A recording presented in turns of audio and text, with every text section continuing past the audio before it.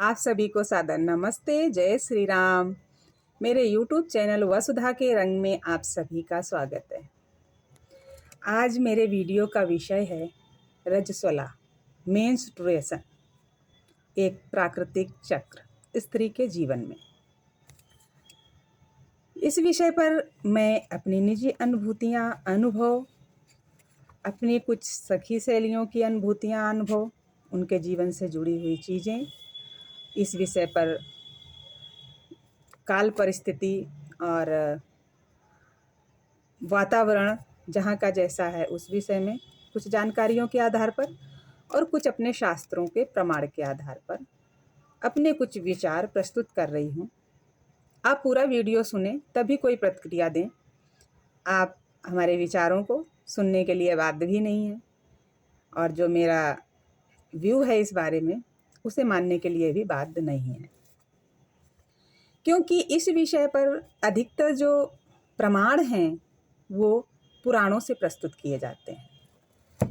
अब जिन पुराणों से प्रस्तुत किए जाते हैं वो कितने वैज्ञानिक हैं, कितने नहीं हैं, ये भी जानने की आवश्यकता है। सारे पुराण अवैज्ञानिक नहीं हो सकते और सारे वैज्ञानिक भी नहीं हैं। जिसमें जो सत्य है वो ग्रहण करने योग्य है। पुराणों के विषय में काफ़ी कुछ मिथक भी है। कालांतर में काल परिस्थिति के अनुसार हमारे शास्त्रों में बहुत परिवर्तन हुए, कुछ नए शास्त्र रचे गए। हमारी संस्कृति को लेकर, शास्त्र को लेकर बहुत सारी अफवाहें, भ्रामक बातें फैलाई गईं और हम जो हमारी पहचान थी, विद्वता थी, उससे हम दूर होते गए। तो चलिए, पुराणों से उदाहरण प्रस्तुत किए जाते हैं, इसलिए पुराणों के बारे में एक छोटी सी संक्षिप्त जानकारी यहाँ प्रस्तुत करना चाहूँगी। मैंने ये जानकारी ली है स्वामी दयानंद के ग्रंथ सत्यार्थ प्रकाश से। यहाँ पर स्वामी जी लिखते हैं एकादश समुल्लास में कि राजा भोज के राज्य में व्यास जी के नाम से मार्कंडे और शिव पुराण किसी ने बनाकर खड़ा किया था। उसका समाचार राजा भोज को होने से उन पंडितों को हस्तछेदनादि दंड दिया, हाथ कटवा दिए और उनसे कहा कि जो कोई काव्य आदि ग्रंथ बनावे तो अपने नाम से बनावे, ऋषि मुनियों के नाम से नहीं। यह बात राजा भोज के बनाए संजीवनी नामक इतिहास में लिखी है, जो ग्वालियर के राज भिंड नामक नगर के तिवाड़ी ब्राह्मण के घर में है, जिसको लखुना के राव साहब और उनके गुमास्ते रामदयाल चौबे जी ने अपनी आँखों से देखा है। उसमें स्पष्ट लिखा है कि व्यास जी ने 4 सहस्र 400 और उनके शिष्यों ने 5 सहस्र 600 श्लोक युक्त अर्थात सब 10 सहस्र श्लोकों के प्रमाण भारत बनाया था। वह महाराजा विक्रमादित्य के समय में 20 सहस्र, महाराजा भोज कहते हैं कि मेरे पिताजी के समय में 25 और मेरी आधी उम्र में 30 सहस्र श्लोक युक्त महाभारत का पुस्तक मिलता है। जो ऐसे ही बढ़ता चला गया तो महाभारत का पुस्तक एक ऊंट का बोझा हो जाएगा। ऋषि मुनियों के नाम से पुराण आदि ग्रंथ बनावेंगे तो आर्यावर्ती लोग भ्रम जाल में पड़ वैदिक धर्म विहीन होकर भ्रष्ट हो जाएंगे। अब देखिए, व्यास जी इत्यादि के नाम से जो पुराण हमें सुनाए भी जाते हैं वो पुराण व्यास जी ने सब नहीं लिखे हैं। ये प्रमाण यहाँ पर कहाँ प्रस्तुत है? स्वामी जी ने उस समय खुद वहाँ जाके रिसर्च की थी, फिर इस पर लिखा है, क्योंकि सत्यार्थ प्रकाश में कोई भी अप्रमाणित बात नहीं है। अब आती है बात रजस्वला की, जिसको लेकर बहुत हवा बना हुआ है, क्योंकि ये शरीर के चक्र की बात है, शरीर के साथ एक प्राकृतिक परिवर्तन की बात है। इसलिए हम अपने देश के, हमारे राष्ट्र के और जो दुनिया के प्रथम सर्जन कहे जाते हैं, शल्य चिकित्सक कहे जाते हैं, चिकित्सा के जनक कहे जाते हैं, सुश्रुत, उनके ग्रंथ से उदाहरण लेते हैं। सुश्रुत का जो शरीर स्थानम नामक अध्याय 3 में जो दिया हुआ है वर्णन, उसमें स्त्री के ये रजस्वला के विषय में कुछ वर्णन दिया है। जैसे कि गन्ना कैसा होता है, मीठा होता है, हम गन्ने का वर्णन करेंगे कि गन्ना इस तरह के खेत में होता है, उसके पत्ते ऐसे हैं, वो मिठास होती है या पहचान होती है। इसी तरह इमली ऐसी होती है, छोटी होती है तो ऐसी होती है, पक जाती है तो ऐसी होती है। इसी तरह एक वर्णन किया गया है कि रजस्वला स्त्री जब रजस्वला होने वाली होती है या जब हो रही होती है, उस प्रक्रिया से गुजर रही होती है, तो उसके शरीर में क्या परिवर्तन होते हैं, वो कैसी होती है, कैसी दिखती है, शरीर में क्या परिवर्तन होते हैं। मैंने कहीं पोस्ट पढ़ी थी जिसमें लिखा था, मासेनोपचितम काले धमनीभ्याम तदार्थवम ईसत कृष्ण विदग्धम चा वायुर्योनिमुखम नयेत। जिसमें सुश्रुत बता रहे हैं कि स्त्री के शरीर में वह आर्तो, एक प्रकार का रुधिर जो पूरे मास एकत्रित होता रहता है, उसका रंग काला पड़ जाता है, तब वह धमनियों द्वारा स्त्री के योनि मार्ग के द्वार से बाहर निकलना आरंभ करता है, जिसे रजो दर्शन कहते हैं। ये अर्थ किया गया है इसका। उसके बाद इसी को लेकर एक लंबी चौड़ी पोस्ट थी। अब इसमें सुश्रुत ने ऐसा कुछ नहीं लिखा कि ऐसी स्त्री के साथ ये नहीं होना चाहिए, वो नहीं होना चाहिए, छू लोगे तो अपवित्र हो गई, या आप भ्रष्ट हो जाओगे, आपका धर्म भ्रष्ट हो जाएगा, ये हो जाएगा। ऐसा कुछ उन्होंने नहीं लिखा है। उन्होंने लक्षण लिखे हैं बाकायदा कि ये लक्षण होते हैं।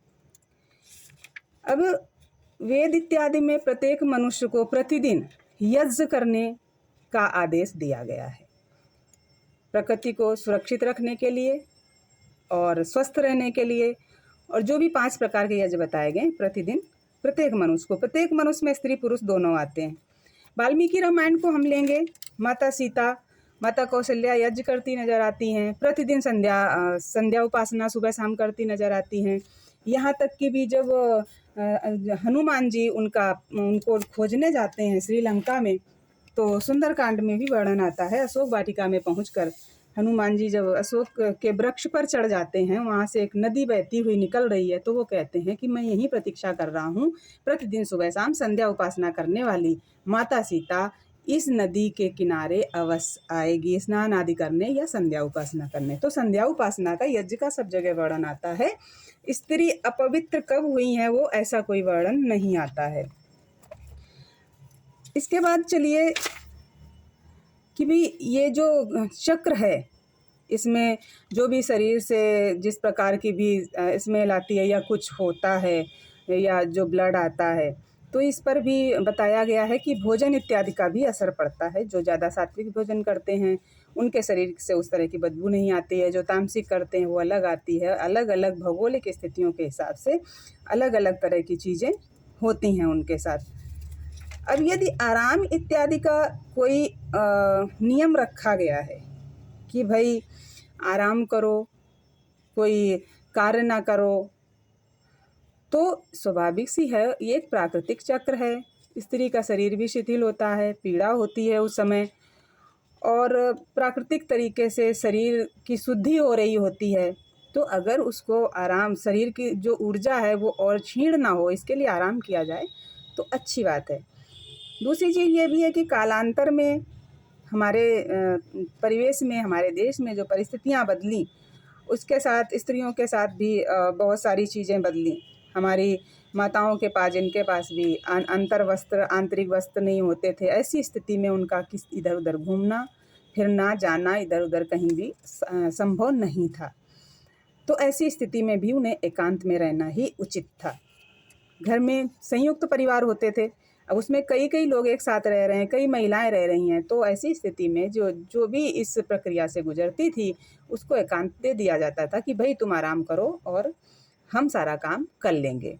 और स्वास्थ्य की दृष्टि से भी ये बहुत ही अच्छी बात होती थी कि एक प्राकृतिक तरह से, बायोलॉजिकल दृष्टि से देखें तो जो प्राकृतिक तरीके से शरीर की अशुद्धियाँ जो हैं वो निकल रही हैं और शरीर शुद्ध हो रहा है। इस विषय पर मैंने भी मेरी शैली के साथ आज बात हो रही थी, तो उन्होंने एक अपने जीवन की घटनाएं बता रही थी बचपन की, कि मेरी माताजी के साथ ऐसा होता था कि मेरी माताजी जब एकांत में रहती थीं और बाहर जब निकलती थीं तो एक पोटली सी बना लेती थीं, उसमें राख भर लेती थीं और प्रयास करती थीं कि जो भी ब्लड निकले वो राख सोख ले, और वो एक ही जगह बैठी रहती थीं, नीचे राख डाल लेती थीं, उस पर कॉटन का कपड़ा डाल लेती थीं, वहाँ बैठी रहती थीं। तो इन सारी ऐसी स्थिति में तो इंसान घर में नहीं घूम सकता है, कुछ भी नहीं कर सकता है वो, क्योंकि वैसी व्यवस्थाएं नहीं हैं कि वो घूम सके ऐसी स्थिति में। तो ये कारण भी थे। आज की स्थितियां ऐसी नहीं हैं। आज प्रत्येक माह में कोई भी स्त्री अगर वो कामकाजी महिला है तो 5 दिन की छुट्टियां संभव नहीं है, 5 दिन आराम करना भी संभव नहीं है। तुलसी के पौधे को लेकर लोग बहुत कहते हैं तुलसी का पौधा सूख जाता है ऐसी स्थिति में छूने से या जल देने से। तो हमारी एक सहेली का भी अनुभव है निजी, और हमारा भी अनुभव है कि क्यों सूखा, जिनसे भी सूखा पता नहीं, लेकिन हमसे नहीं सूखा कभी। तुलसी के पौधा सूखने का एक कारण और भी हो सकता है। तुलसी का पौधा बहुत सेंसिटिव होता है, बहुत ज़्यादा। उसकी जगह कोई और भी पौधा सेंसिटिव हो तो हमारी वो जो भी हमारी ऊर्जा है उसको महसूस करता है। तो हम जब उसके पास नकारात्मक ऊर्जा लेके जाते हैं, उसके पास रोने वाला भाव, या बैठ के रोते हैं, या कुछ बुदबुदाते हैं, या बहुत ही दुखी होते हैं, तो भी तुलसी का पौधा सूख जाता है। ये एक्सपेरिमेंट किया हुआ बता रही हूँ, तो भी सूख जाता है। हमने पढ़ा कहीं पर कि स्त्री को कहीं भी प्रवेश नहीं करना चाहिए, ऑरा कमज़ोर होता है, सकारात्मक ऊर्जा कम हो जाती है। तो ये जो सकारात्मक ऊर्जा की बात है और ऑरा कमज़ोर होने की, तो ये उस महिला की वजह से नहीं होता है। दरअसल जब जिन घरों में ऐसा होता है उन घरों में महिला तो रजस्वला होती ही है, लेकिन उस सारे परिवार के सदस्य ही रजस्वला हो जाते हैं दरअसल, दिमागी रूप से। किसी किसी के घर में तो पूरा मोहल्ला, गली, रिश्तेदार सब जान जाते हैं कि हमारे घर की महिला रजस्वला है भैया, वो पानी नहीं दे सकती आपको, वो छू नहीं सकती आपको, वो कोने में पड़ी हुई है, आज तो मैं भूखा पड़ा हूँ, आज तो ये है वो है। जब आप इतनी नकारात्मक ऊर्जा अपने घर में फैला देंगे तो फिर आप कैसे उम्मीद करते हैं कि आपके यहाँ का ऑरा स्ट्रांग रहेगा, सकारात्मक ऊर्जा बनी रहेगी या बढ़ी रहेगी। स्वास्थ्य की दृष्टि से जो चीज़ें हो रही हैं कि भाई ठीक है, अगर संभव हो तो आराम किया जाए, अच्छी बात है। दूसरी चीज़ है कि भाई अग्नि के समक्ष नहीं जाना चाहिए। रसोई में जाने का एक कारण ये भी हो सकता है कि भाई कहीं पर स्वास्थ्य की दृष्टि से पढ़ा कि ऐसी स्थिति में जो उष्णता है वो स्त्री को नुकसान करती है। तो रसोई में रहेगी तो स्वाभाविक है कि उसे उष्णता से गुजरना पड़ेगा। हवन इत्यादि, यज्ञ इत्यादि भी करेगी तो उस समय अग्नि से उष्णता प्राप्त होगी। तो उसका एक ये वैज्ञानिक कारण हो सकता है कि इसलिए बचाव किया जाए तो ठीक है, उचित है स्वास्थ्य की दृष्टि से। इसके बाद हम बात करेंगे, हमने कहीं पढ़ा था कि कोई महाराज जी कह रहे हैं कि नदी रजस्वला होती है और धरती रजस्वला होती है, नदी रजस्वला होती है। हाँ, ऐसा सुना था। हाँ, ठीक है, होती है नदी, मैंने मान लिया होती है, आपने कहीं पढ़ा होगा। तो उस विषय पर चिंतन करें कि कब होती है नदी रजस्वला। नदी भादो महीने में रजस्वला कही गई है। भादो में ही क्यों कही गई है? क्योंकि उस समय नदियों में इतनी बाढ़ होती है, पानी जो होता है वो दोनों तटों के ऊपर बह रहा होता है। नदियों के किनारे जाना, अभी देखिए नदी रजस्वला होती है तो नदी में स्नान वर्जित किया गया है, क्योंकि भादो जैसे महीने में जब बरसात में हमारे ऋषि मुनि भी जहाँ पर बस्तियाँ हुआ करती थी या तो राजाओं के उधर आ जाते थे, राजाओं ने संरक्षण देते थे, नहीं तो पास के गाँवों में चले जाते थे जब बरसात के दिन आते थे। और बरसात में चौमासा स्वाध्याय का समय कहा जाता था, क्योंकि उस समय बाहर घूमने फिरने जैसा नहीं होता था, बाढ़ जैसे प्रकोप होते थे या नदियाँ उफान पर होती थी तो जान का खतरा रहता था, जंगल घने हो जाते थे। तो जो नदी है वो बरसात में रजस्वला होती है। अब उसमें फिर रजस्वला के साथ शब्द जोड़ दिया गया कि उसमें स्नान नहीं करना है, तो स्वाभाविक सा है कि जान का खतरा रहता है, नदियाँ उफान पर होती हैं और ऐसी स्थिति में उनको पास जाना बिल्कुल वर्जित है और बहुत ही हानिकारक हो सकता है। इसलिए, और जब हम उसे अपवित्र जैसा शब्द कह देते हैं कि भैया इस समय ये चीज़ अपवित्र है, उसे मत छुओ, तब हमारे दिमाग में ज़्यादा घुसती है।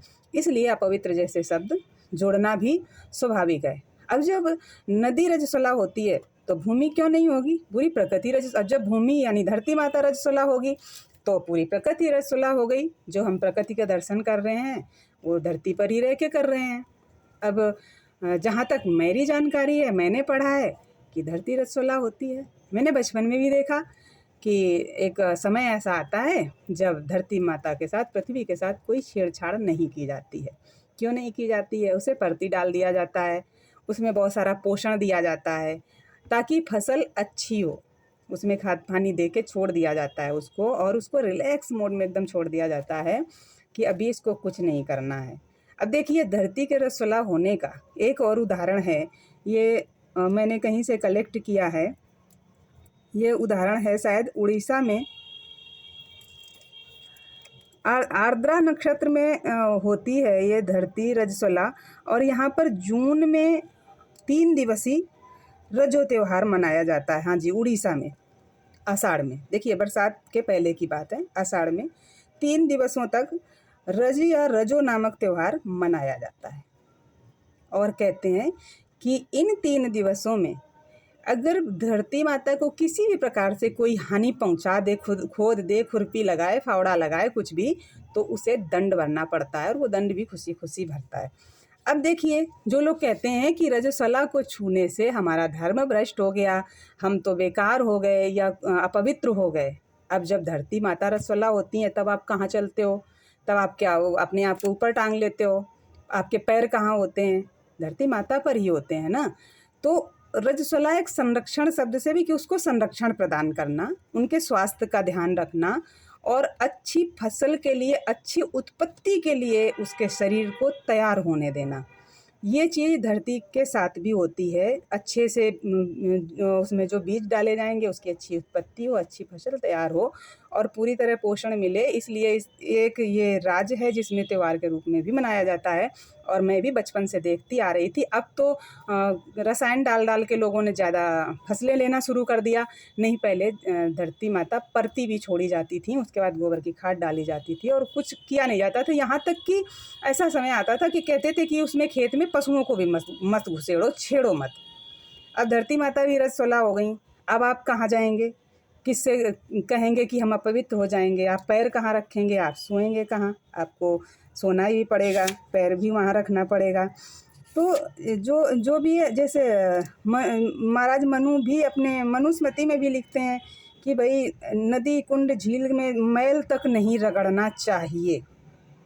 मैल तक नहीं रगड़ना चाहिए, किनारे आके रगड़ना चाहिए ताकि वो पवित्र रहें, उनको अपवित्र नहीं करना चाहिए। तो नदी का रजस्वला होना एक सुरक्षा की दृष्टि से भी है। एक तो भादों का महीना, और दूसरा साफ स्वच्छ जल रहे, उसके लिए भी ऐसी चीज़ें बनाई गई हैं। धरती माता को भी रजस्वला कर दिया गया। स्त्री तो रजस्वला होती ही है। तो मेरा जो दृष्टिकोण है वो तो यही कहता है कि भाई कुछ नियम जो स्वास्थ्य की दृष्टि से बनाए गए हैं, उनको स्वास्थ्य की दृष्टि से ही रहने दिया जाए तो अच्छा है। इसका इतना भी हवा मत बनाइए। और जो लोग, मुझे लगता है कि कोई बहुत विद्वान व्यक्ति इनका विरोध करते नज़र नहीं आते हैं। इसका विरोध वो लोग ज़्यादा करते हैं जो वेदों के विरोधी हैं, जो वेदों के नाम पर बोलते तो बहुत कुछ हैं लेकिन वेदों में लिखी बात का ही विरोध करते हैं, जो मनुस्मृति का भी विरोध करते हैं। इस तरह के लोग हैं, और वो शास्त्रों का उदाहरण भी देते हैं। वो स्वयं को सनातनी भी कहते हैं। सनातन का अर्थ ही है जो सत्य है, जो शाश्वत है, उसे स्वीकार करो, और वो सत्यता और शाश्वतता को स्वीकार नहीं करते हैं। इसलिए शायद इसका ज़्यादा इन चीज़ों का हवा बनाना जाना ठीक नहीं है। स्वास्थ्य की दृष्टि से जो उचित है, जितना संभव है उतना किया जाना चाहिए। आजकल तो एकल परिवार हो गए हैं। कोई भी महिला 5 दिन तक एकांत में पड़ी रहेगी तो बहुत सारी चीज़ें बिगड़ जाएंगी, अव्यवस्थित हो जाएंगी। अगर उस महिला के पड़े रहने से कोई फ़र्क नहीं पड़ता तब तो कोई बात नहीं है। यदि उस महिला पर बहुत सारी जिम्मेदारियां हैं तो प्रत्येक महीने के 5 दिन में बहुत कुछ अव्यवस्थित हो जाएगा। अब ऐसी कोई मजबूरियां भी नहीं है कि हम अंतर्वस्त्र धारण नहीं करते हैं, या हम सुरक्षा नहीं कर सकते, या हम बाहर कहीं नहीं जा सकते। हर प्रकार से सेफ्टी है, चीज़ों को कर सकते हैं। अगर शरीर की पीड़ा सहनीय है, हमारे काम बिगड़ रहे हैं तो उनको किया जा सकता है। और लेकिन सुरक्षा की दृष्टि से, प्राकृतिक तरीके से हम अंदर से शुद्ध हो जाएं, उसकी दृष्टि से यदि संभव हो तो ध्यान रखना चाहिए। बाकी मेरे विचार इस विषय पर इतने ही हैं। आप लोगों को पुनः सादर नमस्ते। जय श्री राम।